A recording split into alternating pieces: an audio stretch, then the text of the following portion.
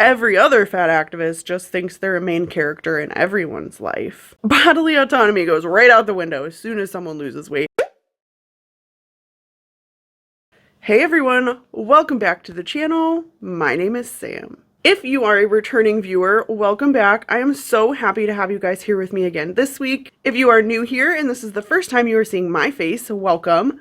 I make weekly videos dissecting internet nonsense, so if you're into that type of thing or you like today's video, I hope that you will go ahead and click that like button and also consider subscribing because it helps out the channel and make sure that you never miss another upload from me. So on this channel, we really like to focus in on both fat activists and health at every size thinfluencers. And what we tend to do is take a look at their arguments, their logic, but also their behavior. And lately, as I've been deep diving into different topics for the videos on the channel, I've noticed a pattern that I just can't ignore. And it's really been bothering me, so I figured why not bring it to the channel today and just see if anyone else has noticed this pattern. Let's start with the most recent example. Happy Halloween, everyone! I know, I looking weird as right now. I am with my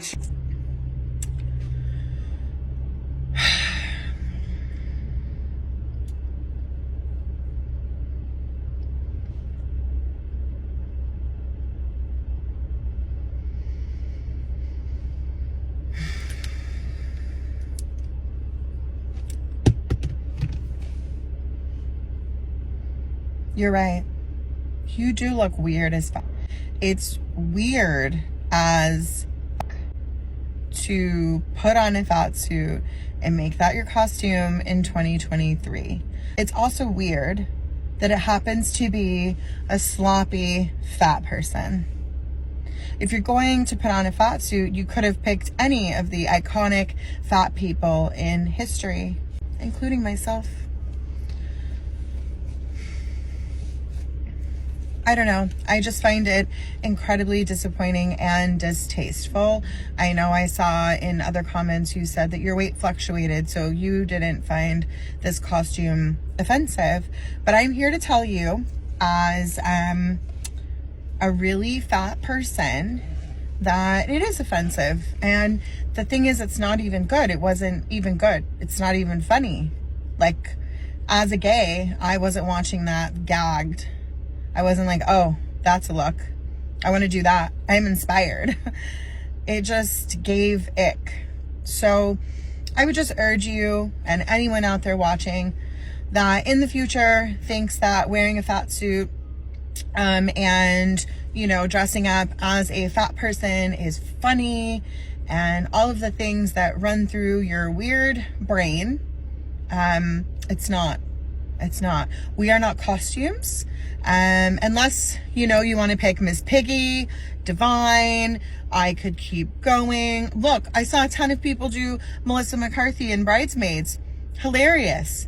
But it really wasn't about her size. It was about the character. But hey, I don't know. Maybe there is an MTA worker on there that, you know, you were inspired by. But it wasn't funny. And it was sloppy. I don't know. Do better. Oh, Tess. She never lets me down with her content. And it's so fascinating to me as I watched this video sort of unravel how frustrated she is, right? She sighs in fat. She throws her lip gloss in her car. And all of that sort of body language and behavior together to me reads, it's completely inappropriate for someone to don a fat suit as a costume in 2023. But then in the same breath, she gives permission for people to dress up as historical fat icons and then make sure to include herself as a part of that. And honestly, I'm trying to figure out what this video would have been like if someone had actually dressed as Tess. But that's not even the thing that I want to point out here. Tess is implying that she is upset that this person chose to wear a fat suit because it perpetuates this sort of sloppy fat person stereotype. To me, this means she's disapproving because fat suits make fun of fat people. It's not a stretch. She basically almost said those things, just not with those words. And Tess is neither the first nor the only fat activist out there talking about how fatphobic fat suits are, because they're only made poorly to make fun of fat people. I want you to read this comment, but I don't want you to click through. I want you to guess what movie it's talking about. Can't do it, can you? Because every single movie that uses a fat suit, the fat suit looks horrible. But then, as I was scrolling her comment section, I noted this comment, which reads, "They want to be us so bad, though." And then Tess's response was, "So bad," with 3 exclamation points. So which is it? Are fat suits these horrible atrocities that are being created solely to make fun of fat people and perpetuate fat stereotypes? Or are people utilizing fat suits because they want to look like or be like fat people, as is said in this comment section that Tessa agreed with, that all people want to be fat people so bad, 3 exclamation points. Because to me, that would imply that then fat suits are not fatphobic and not perpetuating stereotypes because people want to be fat and that's why they're wearing them.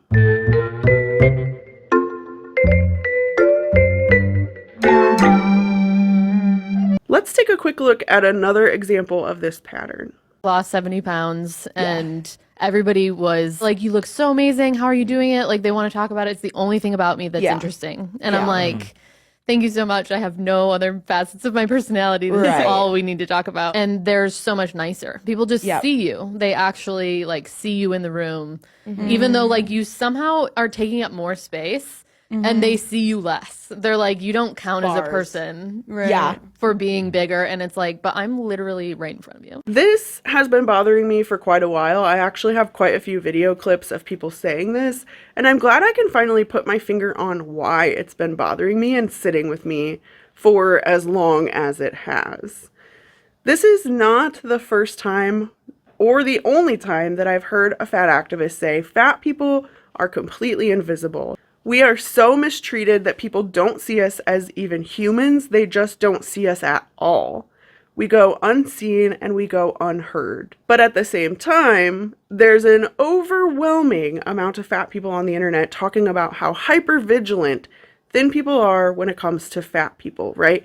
Thin people are obsessed with fat people. They're focusing on their whole lives and their every move. Thin people are openly judging the food that they eat.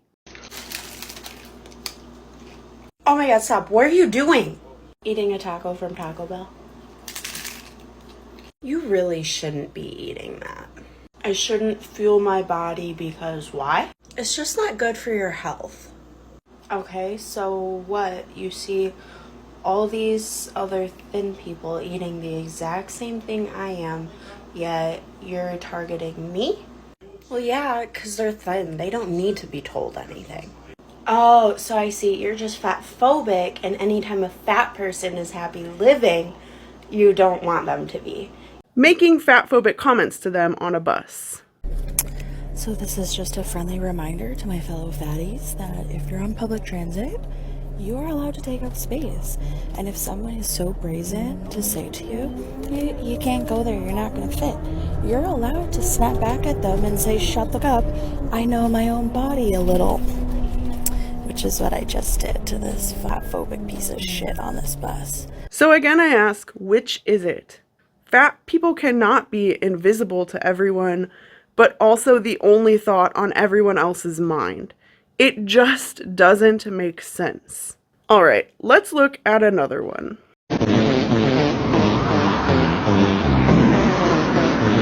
This is precisely why I never take a single health expert seriously if they have never once mentioned the social determinants of health. I'm going to come at this from the angle of purely adding exercise into your life. A lot of people in the fitness industry will prescribe walking as an option to start moving your body more because it is a fabulous entry-level movement if you live somewhere that has the infrastructure to support that. Because unfortunately, there are tons of jurisdictions that look exactly like that throughout America, making it not safe to walk, let alone enjoyable. It kind of forces you to then join a gym, which costs money, or buy equipment to have at home, which costs money, or buy a plan from you, a health expert, because you lost 60 pounds, which costs money. You have the option of free content that's available. However, you have to be able to set aside time to do so, which our capitalist infrastructure hardly makes easy for anybody. Unhealthy lifestyles are often a result of systemic issues. Individual approaches to it ain't really working.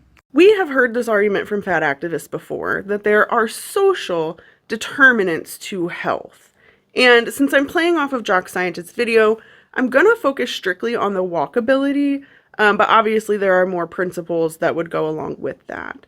But in Jock Scientist's video, we see that she's stitching someone talking about how they can't go for a walk because they're essentially walking on like a highway or on an interstate. And Jock Scientist is saying people can't change their health or therefore their fatness if these social determinants are not solved, right? People can't go for a walk if they don't have access to walking paths or sidewalks that make it safe for them to go for walks. To me, this would imply that once people have access to these things, that they would increase in health and therefore decrease in fatness, right? The social determinants of that health.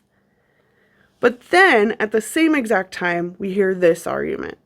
Okay, you know how some people eat and eat and eat and they just can't gain weight? Why is it so hard to believe that the opposite is also true? And to all of you who say, oh, I wouldn't let myself get that big, like, so much more shit is out of your control than you can even imagine. This tends to be that all or nothing approach when it comes to genetics. A lot of times when we hear fat acceptance influencers talking about things like this, what they mean is it's all genetics or it's all medication side effects that make people gain weight, and therefore it's out of their control whether or not they can lose weight. And to this I offer this thought. We're hitting this interesting point in time where doctors and scientists are kind of getting on board with this sort of logic relating to genetics and medication and how they affect people's weight gain and ability to lose weight. And these are things that you would think fat activists would be kind of excited about, right? They're finally winning an argument because doctors and science are agreeing with them that genetics and medications can make it hard for people to lose weight. We're seeing doctors like Fatima Cody Stanford talking about the social determinants of health and also the genetic factors that impact obese people.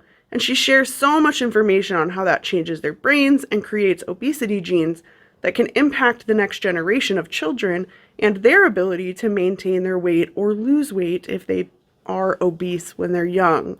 But still, science has not changed. And even if our genomes are changing to make children more obese, science is still showing that those children, grown adults, anyone who's dealing with being overweight or obese will have a higher risk for disease. So science is doing what science does, and it's trying to help fix those problems by creating medications or weight loss surgeries that will break that brain to stomach barrier so that these naturally genetic fat people can reduce their risk of diseases to live a nice, healthy, long life. And instead of realizing how hard science is working to help them live longer, healthier lives, fat activists are still out there screaming about how science would rather they die. The thing is, the world hates us being fat. They would rather we died than remain fat.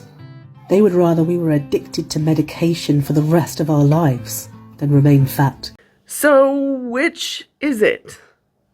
Is fatness determined mostly by genetics and medication side effects? Or is it mostly created by social determinants of health? And I realize that these things are not mutually exclusive, right? They can overlap. It's called intersectionality. But to that, I will offer this. I have yet to see a fat activist out there pushing real policy change that would address these social determinants of health they are so concerned about. Instead, what happens is they tend to lean into that genetics and medication argument because it absolves them of all responsibility, including working towards policy change that could help the entire population. And finally, last but certainly not least, let's look at my favorite part of the pattern. If you are losing weight because you want to feel better, be in less pain, be healthier, all of these things, that's fatphobic. Okay. This is the absolute most fascinating thing to me, and that is watching fat activists talk through bodily autonomy and how they want to feel confident, they want to be able to do what they want with their bodies, right? Bodily autonomy is the name of the game. Until someone chooses to lose weight. Bodily autonomy goes right out the window as soon as someone loses weight, especially if they're a fellow woman. It is absolutely wild to me to watch over and over and over again these fat women on the internet, whether it's on TikTok or in a Reddit thread or on Tumblr. They take any weight loss as a personal slight. They don't even know this person who is losing weight, but it is personal. They are getting personally attacked. If their friend talks about their own body or their spouse talks about being unhappy with their own body, that is a personal assault on them and their fatness. And it must be stopped. But they're all for bodily autonomy. Just because it's a perfect fit and I am feeling some type of way, please take a look at this clip of fatfabfeminist being so aware.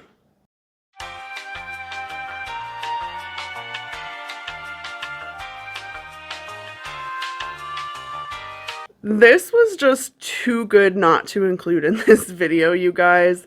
Just the lack of self-awareness and calling out other people for obnoxiously defending their freedom and telling other people like how they can talk, what they can wear, or what they can do with their bodies, while your entire platform is getting mad at people who want to lose weight on their own body. It truly is a sight to behold. To me, this pattern makes it so obvious that fat acceptance and fat liberation are just a free-for-all, and that everything they believe in is extremely arbitrary. And then when you add to it the fact that they're perfectly fine using a legitimate movement to shield themselves when people start to notice this logical flaw, it's just fascinating to me, and it kind of makes the whole thing crumble. And finally, it's just so steeped in their vanity. Tess Holliday saying it's not appropriate to don a fat suit as a costume unless you're dressing up as her. Every other fat activist just thinks they're a main character in everyone's life. It's a wild world in the fat acceptance space on the internet. And it's a pattern that I just couldn't help but notice. And even though that's all I have for you guys today, at this point I'm curious to know, have you noticed these sort of flaws in their logic? Have you ever noticed this pattern where they'll say something and then in the same breath negate what they just said? Have I missed any examples of that you would like to see included in maybe another video? You will have to let me know in the comment section below. You know, I always love to hear from you guys, and I know that you're out there watching sort of the same content as me, so please let me know if I missed any. And for all my introvert friends out there who do not feel comfortable leaving their opinion in an internet comment section, I see you, I feel you. Go ahead and make me a pattern of emojis in the comments.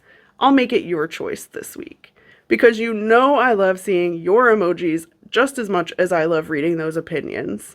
So please leave them for me in the comment section below.